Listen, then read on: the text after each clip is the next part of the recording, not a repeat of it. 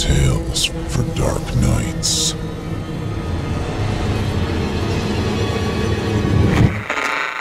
Want to make sure you never miss a Chilling Tales for Dark Nights video again?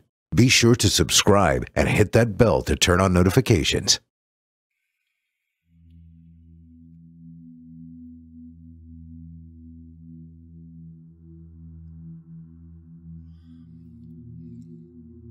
Christmas, as you probably well know, is indeed a time for reflection. A time to revisit memory and times gone by with those you've loved and those you've lost. I should know. I am, as it happens, the ghost of Christmas past. Oh. The Ghost of Christmas Past. I honestly can't stand that title. For one thing, I'm not a ghost. None of us are. Being a ghost requires you were once alive and then are not alive. Hence the whole ghost business as a whole. I mean, sure, yes, I'll often take on the appearance of whatever lingering psychic impressions remain from someone from my subject's past, but it's generally more akin to a costume than any real revival. The sad truth that humans often hate to acknowledge is that once one has moved on from their mortal coil, they stay moved on for good. Ghost of Christmas Past. I would have greatly preferred Spirit of Christmas Past, or perhaps the Essence of Memory. But I clearly don't get a say in any of this, so I suppose there's no real point to complaining. At least, not about that aspect of the job. I will be honest, though, I do find it very grating, and often find myself envious of my colleagues' present and future. I mean, Present's name is actually Christmas Present, though he, too, is erroneously saddled with the title of Ghost as well. But who doesn't like Christmas presents?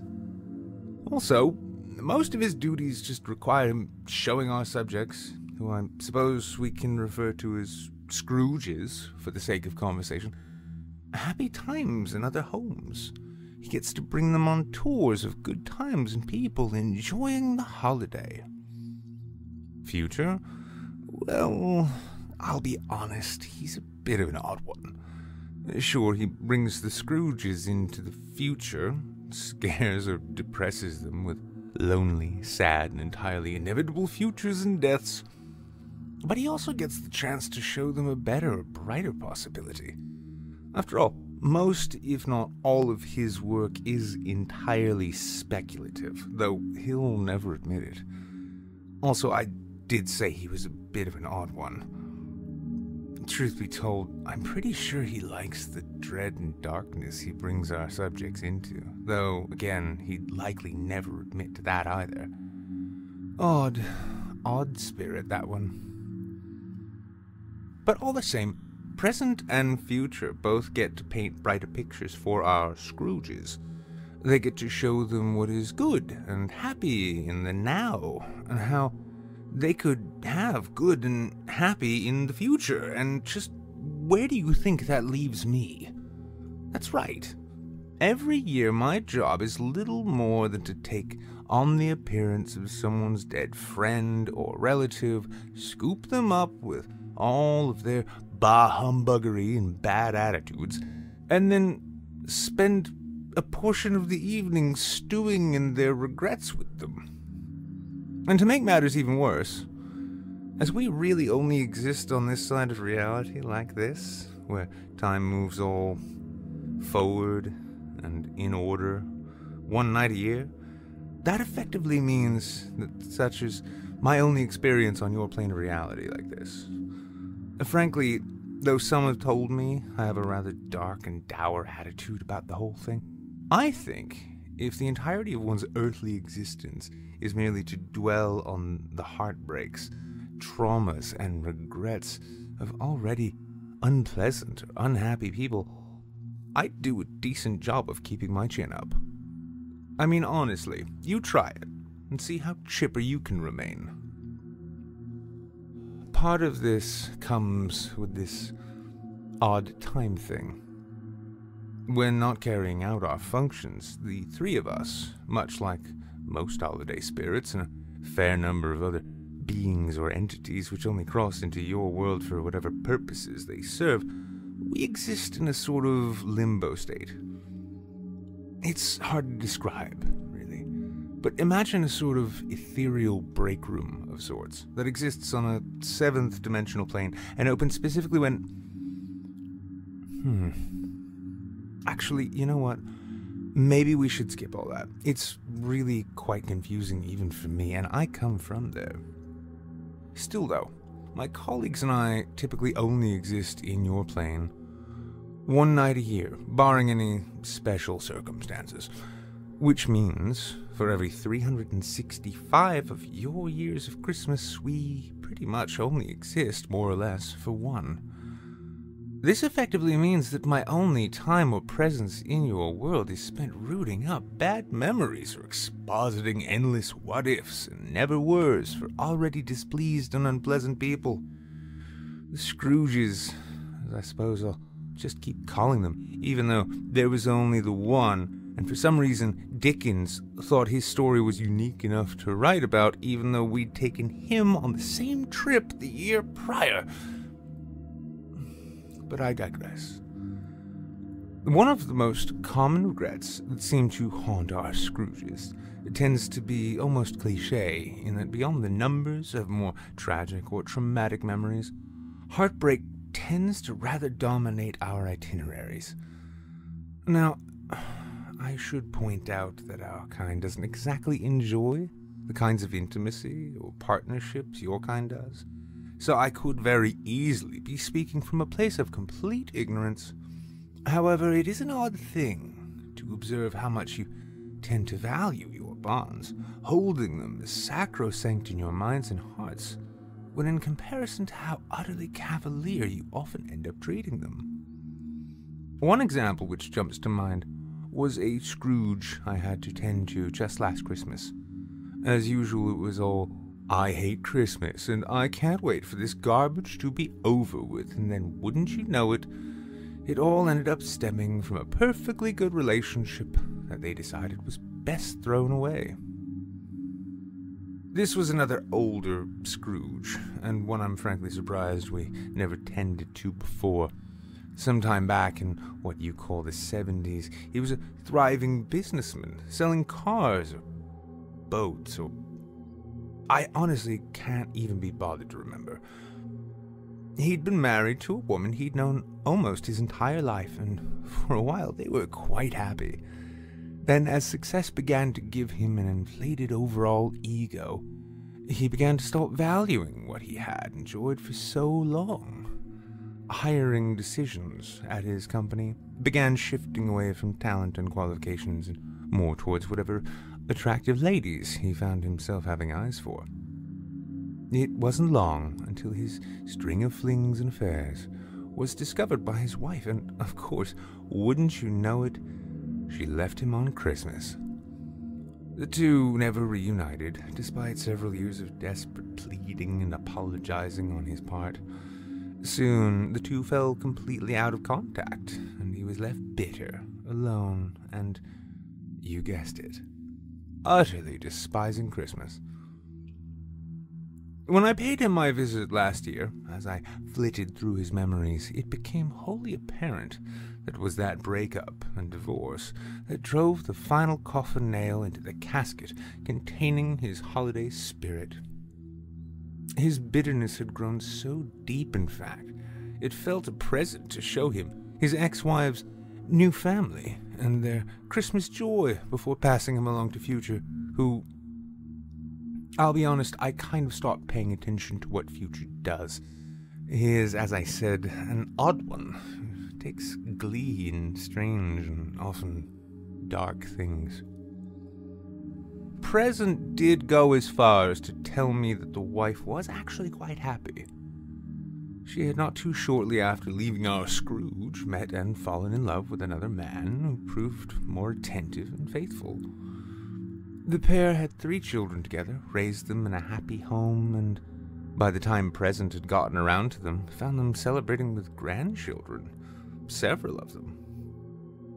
Again, I'm not certain about the final disposition of that Scrooge, as I tend to leave that to the others, but I couldn't help but find it such a curious thing to see the facade of gruff bitterness melt away at the sight of his long-lost love. I see it often, but it always strikes me as strange. Love is supposedly one of the central motivators and desires for your kind, and yet you so often treat it carelessly. Odd, isn't it? Of course, not all are so mundane. In some cases, serious and legitimate trauma can be the cause of a Scrooge's malcontent. These I tend to treat naturally more delicately than a simple broken heart. In some case, the point is less to force them to confront the source and more to uncover it. Humans have an impressive capacity for bearing painful or difficult memories. I, on no less than 10 occasions, have been tasked with reviving the painful memory of a Christmas car accident from one's childhood. Accidents that would claim one or both parents, drastically altering the trajectory of their lives. While I'm seldom shy to poke the bear, as you might say, in relation to ordinary heartbreak, childhood trauma typically requires a gentler hand. Those cases are often the most difficult. However, they're not always children when such happens. Sometimes delusions or denial can overtake grown minds in the wake of severe loss, in which case the job is made doubly difficult, by virtue of their often harsh reactions to truth or sustained refusal to accept it. One such case that stands out in my mind occurred quite recently, actually. A man, along with his wife and young son, had been out at a holiday party. He unfortunately drank a bit more than he ought to have and wound up driving through a red light. Another vehicle was already traveling at speed through the intersection and crashed into them. The wife and boy both died in hospital, yet the man survived. For some time, he found himself haunted by ghoulish visions of his wife and ongoing delusions that his son was still alive. It wasn't quite Christmas yet, but the powers that be decided intervention might be necessary. As such, I spent an inordinate amount of time trailing him about in the forms of his dead son. Thankfully, just near the big day, the poor man was able to recognize the truth of what had happened and begin healing. That story and that car crash really managed to stick with me. Now, something I feel important to clarify here, something I alluded to before, is in regards to the matter of being a ghost. As I mentioned, I do often, if not always, end up taking the form of someone from the subject's past. This quite naturally makes the whole process easier, as firstly, I don't really possess a form your minds could recognize, what with us being multidimensional and the like. Taking on the form of one from a person's past is both necessary to appear before them at all, while also adding a personal touch to the whole affair. When these forms are taken, it's not merely like a mask or costume. We do, in quite a real sense, inhabit your reality in these instances as the people we appear as. Their memories and thoughts and history all meld with our being, creating a sort of symbiosis between us that lasts only for the time we're at work. The true soul is, provided it has moved on and not just decided to linger and await some other person's body to tether to, fully moved on to the other side. What that is, I'm not going to tell you. You'll all get there one day on your own. But for the time we're on your plane, consider it a form of synthesis between their existence and our own. A blending, if you will. A bit like that carried out by the wayward souls who lurk in the ether, looking for new bodies. But a bit less intrusive and invasive, if I may say. Considerably less rude. If I'm to be completely honest about those souls, I dare say they're rather short-sighted. I could quite easily inhabit one of your bodies myself and experimented with such slightly many of your centuries ago. But just in the same way that you would never likely decide to trade your three-dimensional form for that of a two-dimensional stick figure in some cartoon or the like, I can't fathom why any being who has managed to transcend to higher planes of existence would be so keen to return to the lower. What can you say? Different strokes, I suppose. But again, I'm getting somewhat off topic. Being tasked with reviewing people's regrets and darker memories is usually, almost always in fact, a grating and taxing endeavor. I would much rather spend the time revisiting pleasant memories, and have even put in a request to have my duties shifted to do just that. I've experimented with it a bit and have found that in a number of cases, the Scrooge can be sort of reminded of the good times, as opposed to being made to reflect and dwell on the bad ones to such an extent that they find a renewed sense of joy through the memory itself. Present, though, says that always messes up his plans, and Future dislikes it when grim potentiality of the subject's lonesome and bitter deaths is disrupted by the more jovial sense left from the experience. So, I continue with my tasks every year without fail. Take on a form plucked from their memories, retrieve some essence of that person's soul and reality, incorporate it to my own, and then it's off to loads of usually crying, sometimes shouting, and on more than a regular occasion, hollow and impotent threats against me. I will admit I do find those very amusing, if not a little sad, as they clearly come from places of pain and frustration. Now, a heartbreak, loss, death, and tragedy do tend to dominate the field as it was. Sometimes the Scrooge's overall disposition regarding Christmas comes less from a place of bitterness or malice, and more honestly from a place of outright stupidity. One recent example leaps eagerly to mind, and I'm sure you'll find it as macabre, yet stupidly funny as I did. So, not every interaction I have with your kind takes place with me appearing as someone you know from your past. Sometimes I get to cheat and perform a little shortcut.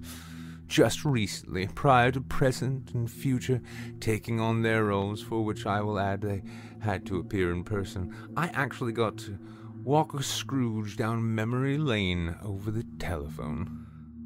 Granted, I wasn't actually talking into a telephone, as that would be honestly redundant and rather pointless.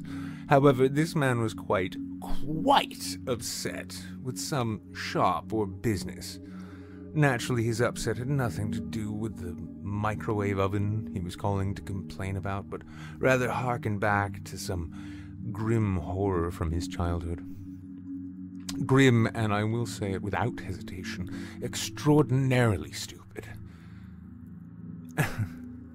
As it was a work night for me, and he was clearly in dire need of our services, he had his call rerouted from the shop and share store he was calling and directed to us.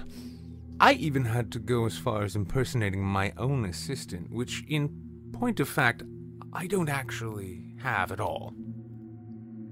After listening to him huff and puff about how his appliance was broken, I merely reminded him of the time he'd murdered a puppy in one by cooking it on high when he was a child. A considerably scarring event which he carried around for ages, something he ended up eventually burying in his subconscious, as he dare not remember it voluntarily.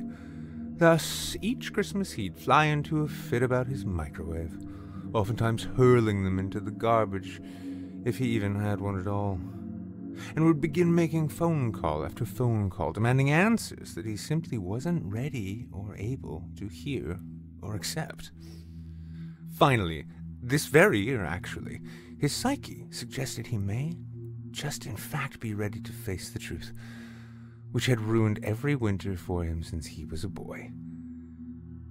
It didn't take long to break him.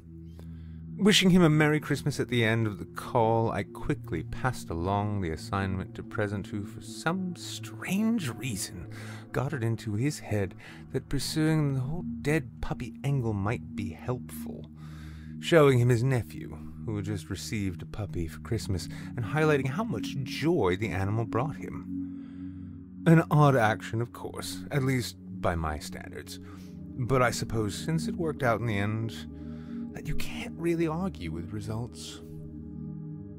However, all this aside, on a broader level, while I do in fact find the work generally rather depressing, and really wouldn't mind switching places with my colleagues if only for 1 year, I cannot argue with its importance.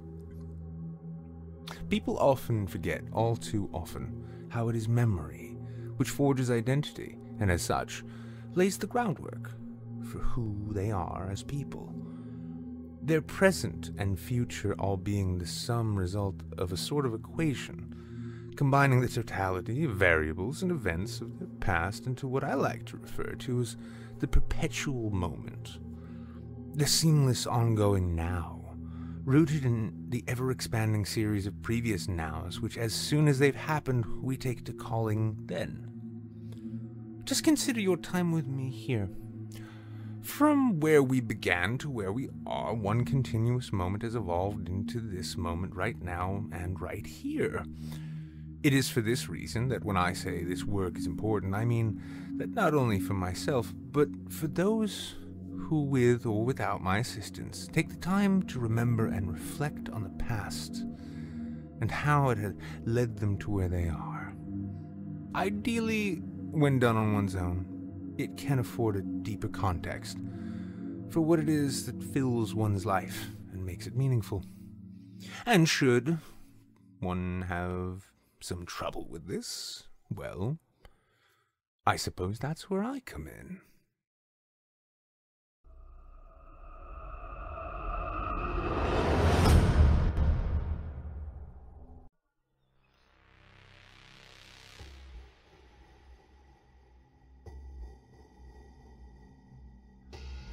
I see that Past has been bemoaning his station again. I hesitate to say he's been doing it forever, but given how he exists more or less simultaneously throughout every moment of history prior to this one, the present, which is my domain, and in a constant state of flux as it happens, I suppose it's not an unfair perspective all in all. I, as I assume you've deduced already, am the ghost of Christmas Present. You can simply call me Present. While Past has a point also that spending his corporeal time on your plane, digging through old memories, and how much of a downer that can be, consider the frantic immediacy of my position. With every passing moment, I surrender one part of my existence to past, while having to accept a new one from future. Not all that unlike you humans, I suppose, but as I am not human, this state of being temporally locked in one constantly evolving moment can be, at the very least, tiring. To borrow a page from Past, do you remember that I Love Lucy episode where Lucy and Ethel start working in a chocolate factory and struggle comically to keep up with the conveyor belt? I love that episode. Yet at the same time, that's often what my work feels like. As soon as a subject is passed along to me, it's off to the races, you see. I have no more of an idea of where we'll be going prior to us going there than they do, as it's the moments they miss out on, with the emotional significance that draw us there. It's only upon arrival that I am afforded the broader perspective and what it means. This isn't to say I'm not prepared, but putting together the proper context for the events as they unfold, despite possessing a slight dab of prescience, absolutely requires one to think on their feet. Even though I don't actually have feet. But still, it's a small complaint in comparison to the sorts of impact and ideally consequence my subjects come to recognize as they begin to put past and present together in their mind. One such instance which springs immediately to mind will be that of a woman we'll simply refer to as Dolores. An elderly widow whose husband actually died on Christmas due to a heart attack. Dolores was less the bitter and cantankerous bah humbugger one typically thinks of when it comes to this work, but rather one trapped in sadness and grief. She and her husband had shared a long life together before his passing, and raised a rather happy family along the way. However, after his death, she became withdrawn. Her communication with her children and grandchildren becoming sparser and less frequent over the years. Christmas, quite naturally, became less a source for joy and togetherness as much as a cause for mournful reflection and a deep sense of loss.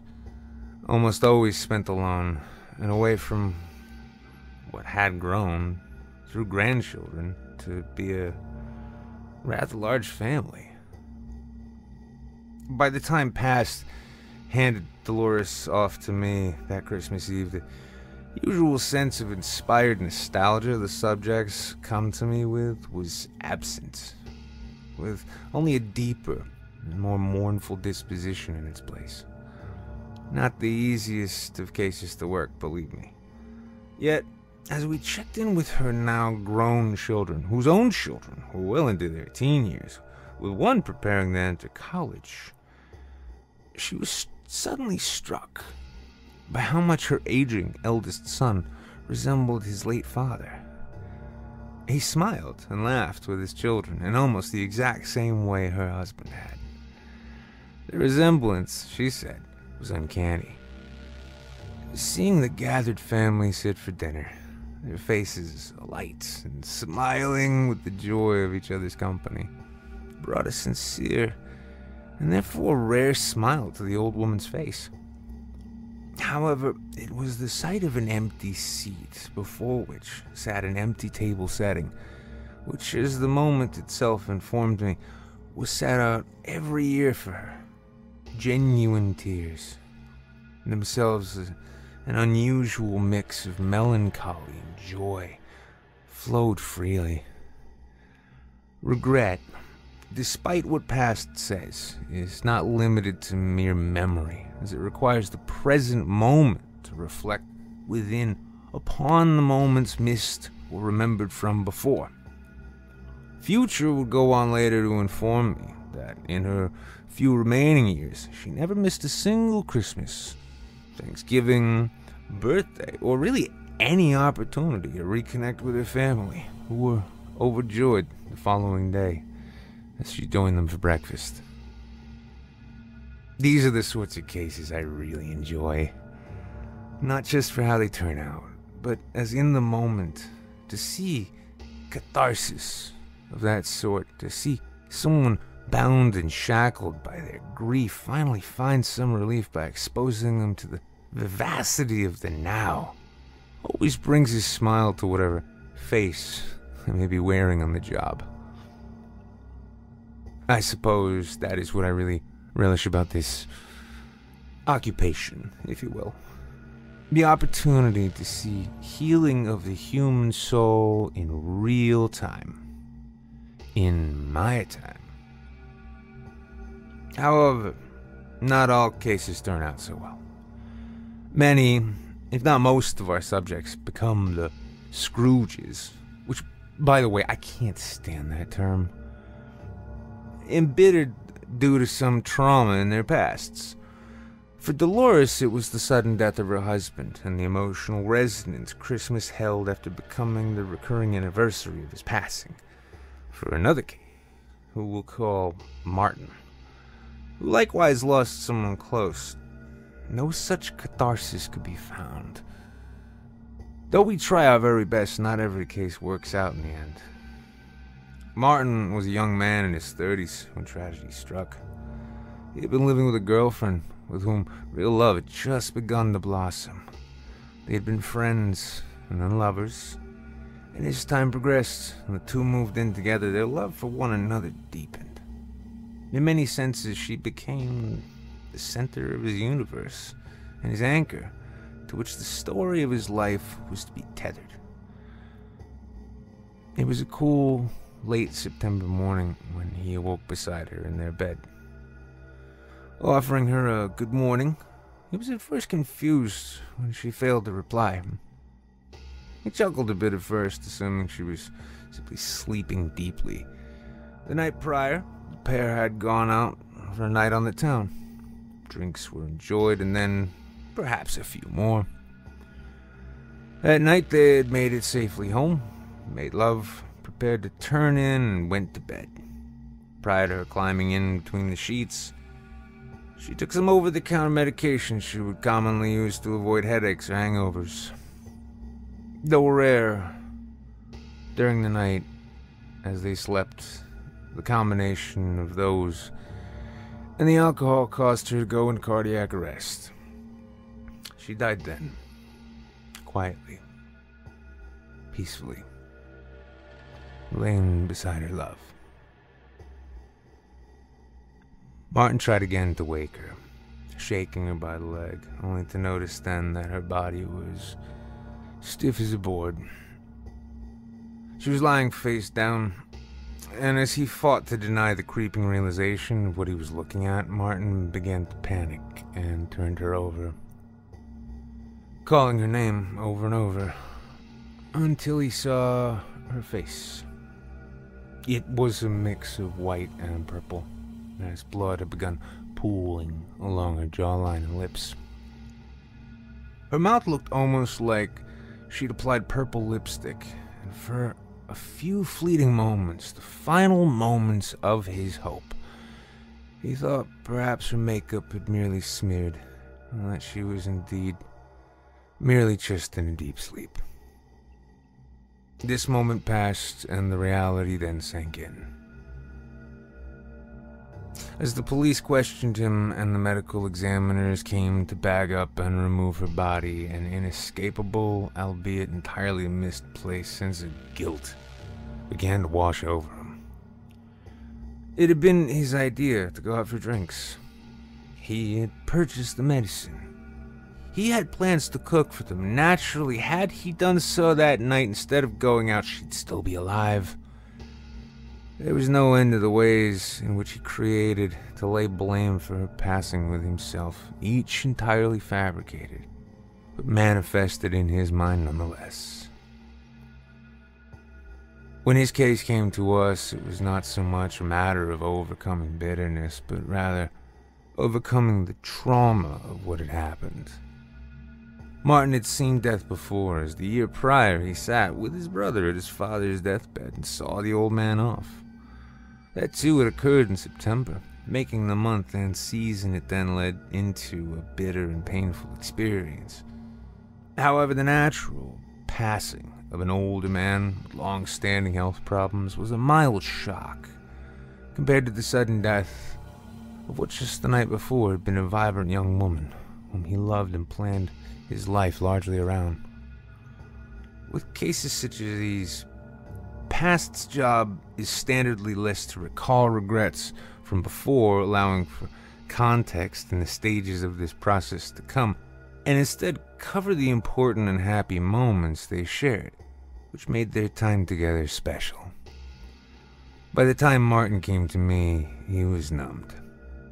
No amount of present moments shown through him to revive within him any sense of joy seemed to really take.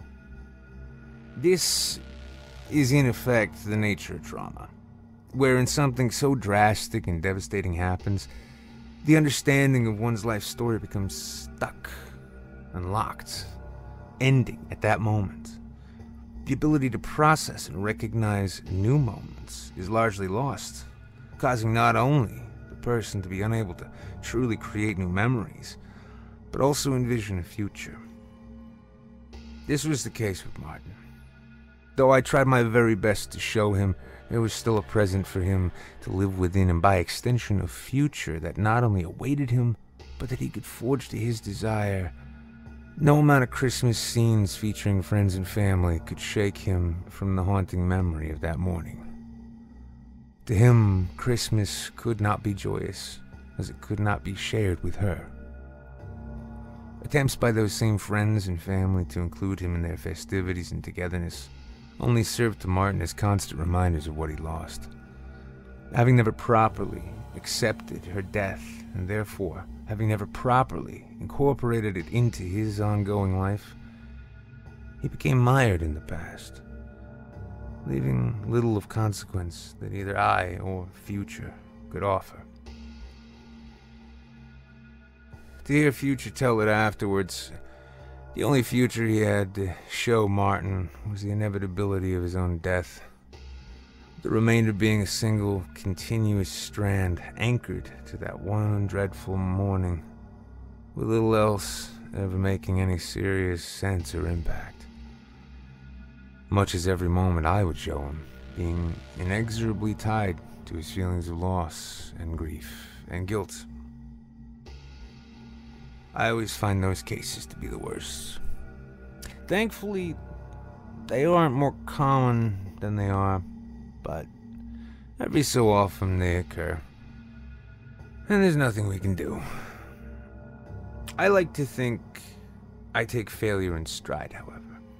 As for every Martin I come across, usually 3 or 4 Doloreses come my way to lift my spirits.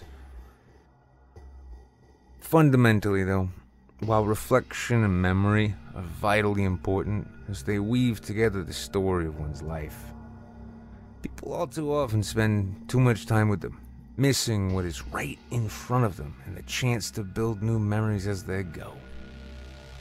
I suppose that's where I come in.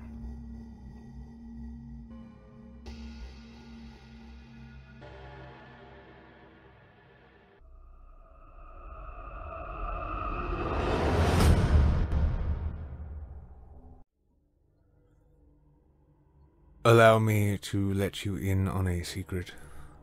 Something not even my counterparts, from past or present, are entirely aware of. You may have noticed that we all sound remarkably the same. It is because, in fact, we are. Not merely in that we resemble one another in some way, but in that we are, in fact, all one in the same.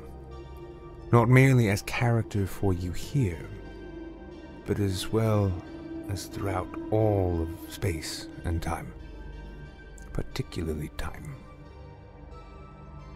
It is only from my unique perspective that I am able to see that which they and most of you do not. We are, while beings associated with your holiday of Christmas to your understanding, in fact a bit more elemental than that. Think of us as avatars for time itself. You humans have a rather peculiar, and I might say special, relationship with time. As you perceive it in a linear fashion, its inevitable unraveling before you presents perpetual mystery and potential to your minds. Though, in point of fact, neither actually exist, your perception of such colors your lives and experiences, affording a deeper sense of connection to your place in the universe. Perhaps an example of this is in order. Whereas past will bring you through your memories and even show you events which you were not a part of that fed into the continuity of your life, and present seeks to afford context for that continuity, my place is to explore with you potential. Whereas the case of Martin was one where the subject was rendered incapable of envisioning the future due to the events of his past, another case involving a man named Nathaniel took on an entirely inverted nature. Nathaniel was one whose inability to take pleasure in the spirit of the season was not rooted in his clinging to the past as such, as much as his perpetual worry about the future. Humans are meant to learn from their mistakes, and even tragedies, as they mature.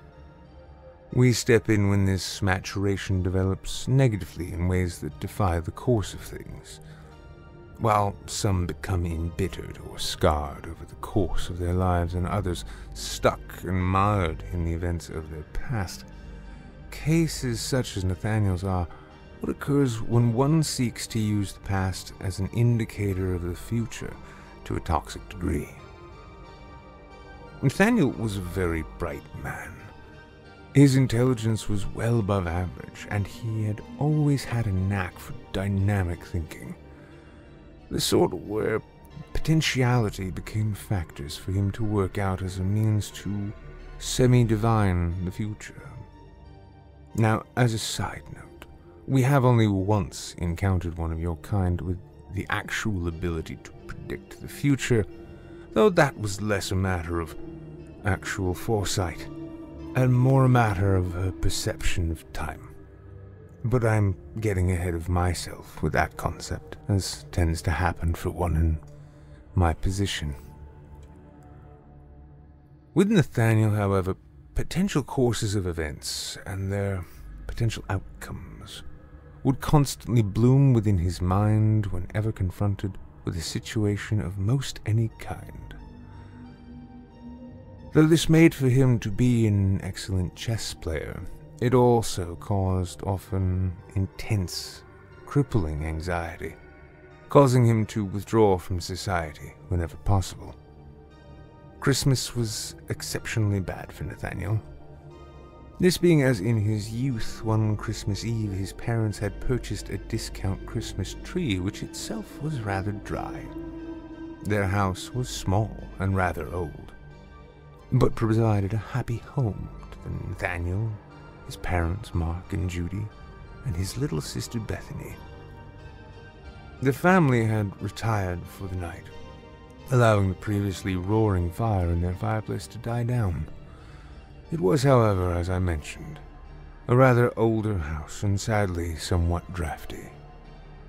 By what many would call a freak occurrence, one of these drafts managed to blow some hidden, still smoldering embers from the fireplace up and across the room to land upon the tree. The fire which resulted burned fast and hot and took little time to properly engulf the small single-level dwelling. Upon first hearing the smoke alarm, his parents leapt out of bed, only to find the fire already creeping down the hall, blackening the air with thick smoke. His mother rushed to his room, plucking him from his bed, while his father dashed further down the hall to where his sister slept.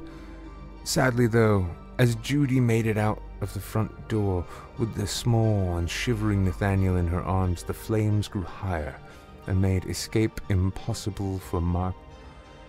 The man and his little girl burned to death that Christmas Eve, while the boy and his mother sat helplessly in the snow outside, unable to do anything but watch as their hope rapidly waned and turned to tragic sadness. As he grew older, Nathaniel constantly pored over what had happened, asking the ever-pointless question of why. However, as he matured into a man, this question of why gradually became the ever-present question of how. From there, predicting or attempting to predict threat and oncoming tragedy consumed him entirely. Often, the very sight of a fireplace or even lit candle would cause great pangs of fear and anxiety, as he knew with personal certainty that the slightest flicker in the wrong direction could spell absolute disaster for everyone around.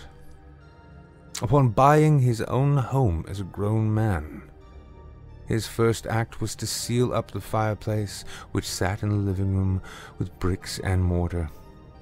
Though inert, the potential of disaster, as in all aspects of his life, dominated his every thought and action. By the time he grew to the age of 40, Nathaniel had become what most would describe as a neurotic mess. Though always invited by friends and relatives to join them for Christmas, his incessant fear of potential catastrophe left him unable and unwilling to even consider leaving the safety of his meticulously managed home, within which he had fireproof, flood-proofed, and just about any other form of proofing one can imagine.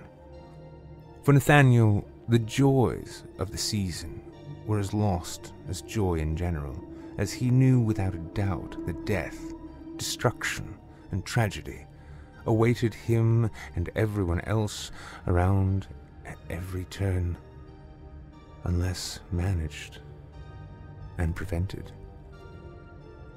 This gave way to a life so painfully oriented forward, with its roots in his past, that he could ultimately neither move on from what had happened nor see his present for what it really was. All that he could see or conceive of was the potential of what was to come. It was for this reason that while past collected his regrets and missed opportunities for happiness, and present presented the ongoing opportunities as he was foregoing them, it fell to me ultimately to reorient his perspective in a rather unorthodox fashion. Nathaniel lived in constant fear of potential futures, and typically, I will show our subjects just that in order to present them with at least the sensation of choice in the matter of what is to come for them. With Nathaniel, though, as these potentials were all he conceived of, hence ruining not only Christmas but life in general, I instead decided to reveal some truth your kind only tends to be enlightened to after you have moved on from the mortal plane. This is that there is no difference between past, present, and future.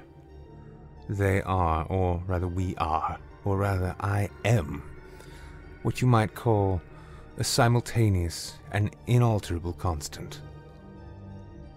I fear I may be losing you here. So, remember how I had referenced one who could predict the future by virtue of their perception of it? That is truly what separates your kind from the truth of time. Perception. Whereas past exists in moments leading up to what you call the present, and present exists in a perpetual state of flux while gliding along your perceptions, I exist in a fashion that allows me to see the totality of it all.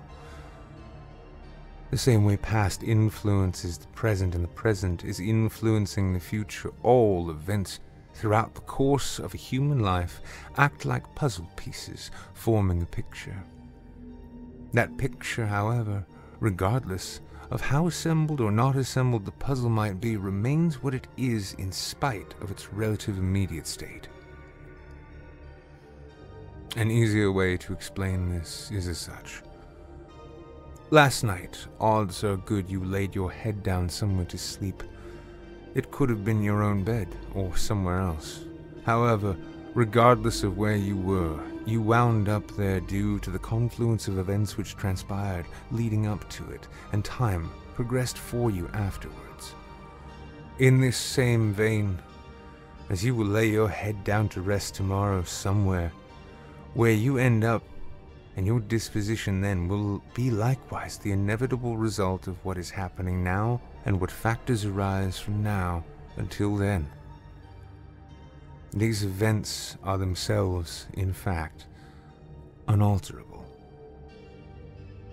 While in most cases I will lead our subjects through potential futures that their actions can affect and lead to, the true function there is simply to provide context in order to guide them towards their true and inevitable future. In essence, I simply give them the visions they need in order to get where they are going.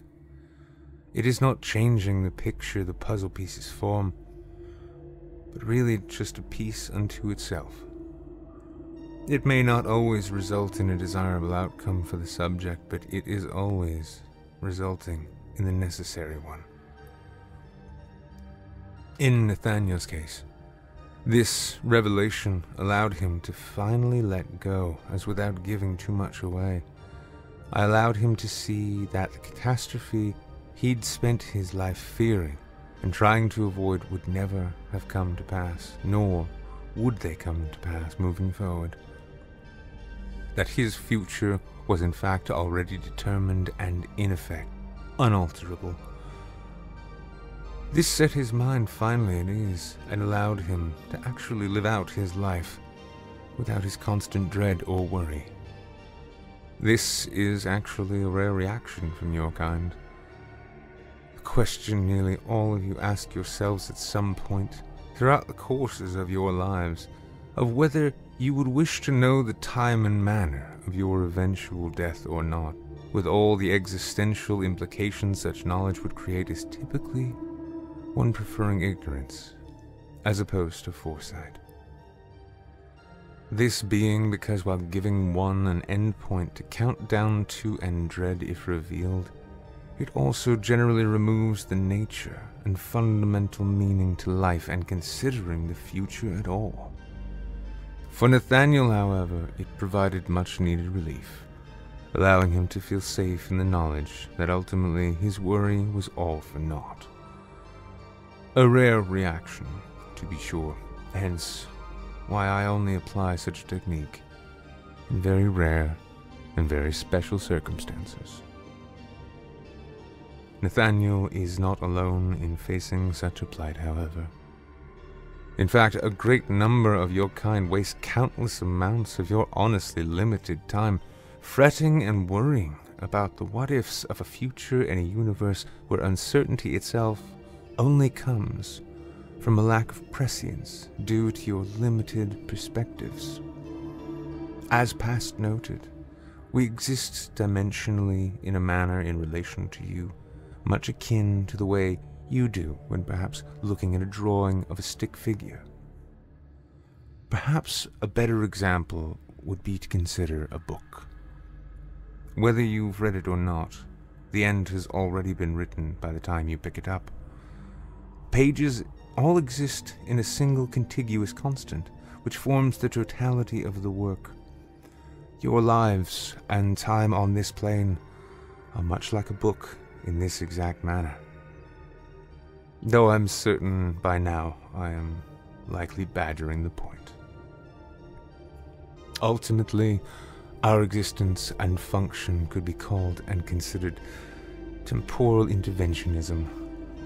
Though guided by what I suppose you would call fate, through time in a direction you would call forward, we exist and dip our metaphorical toes into your time stream to help you along your path. Past appears in the form of one you knew before, as it creates a link between you and those moments. Present appears as someone you've never met, to illustrate for you the presence of immediacy in being and the potential for life to happen in the moment. I appear typically, as many of your writers and storytellers would have you believe, as some form and manifestation of death. This is because it is one of the only true certainties you all share. Or, well, almost all of you share. I shan't comment about that, as it serves little purpose to my lesson for you here. It is important to remember the past without dwelling needlessly upon it or letting it control you entirely. It is important to live in the present moment and allow for new memories to form from new experiences. It is finally important to consider the future, but not fret or worry too much about it. Remembering it shall happen, and that it shall happen just as it needs to, no matter what, can afford some peace of mind, allowing your life to follow its natural course moment by moment, love by love, loss by loss, and Christmas by Christmas. Many of you tend to forget these things. That's where we come in. Or rather, that's where I come in. Each day is yours. Make them good ones. And Merry Christmas.